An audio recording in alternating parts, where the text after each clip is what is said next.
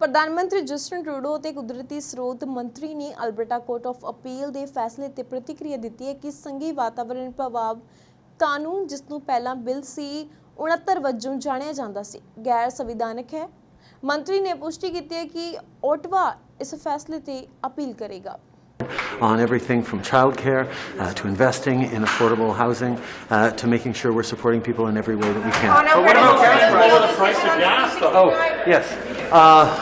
On Alberta, look, we obviously have an independent judicial system in this country, and we respect the work that is being done.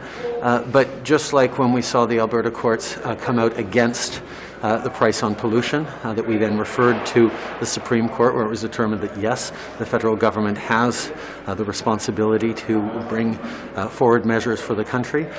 We continue to believe that ensuring environmental protection and predictability for investors on big projects is extremely important. Thank you. So what's your response to the decision from the Alberta Court of Appeal about the Environmental Impact Act?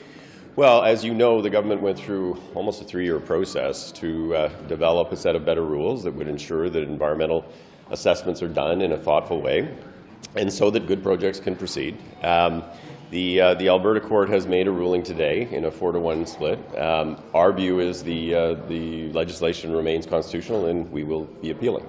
You are definitely going to appeal to the Supreme Court? We will be appealing. On what grounds? Well, you have an automatic right to appeal in these kinds of cases. This is a reference, so the legislation stays in force, the regulations stay in force. But of course, we want to ensure there's clarity for folks. In the same way that when there was a reference on the Greenhouse Gas Pricing Act around carbon pricing, the Alberta court on a 4-to-1 split, same as this one, found against the government. All of the other courts found in favor of the government, and so did the Supreme Court. We will be going through the same route. What would the impact be for resource projects across the country if this act is struck down?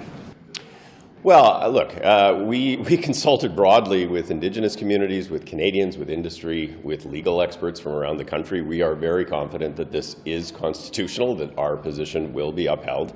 But what I would say to you is the whole point of an environmental assessment process is to have rigor, to ensure that we actually are addressing substantive environmental concerns at the very early stages, such that good projects can go ahead, and projects that actually are not able to be conformed to good environmental standards do not early on.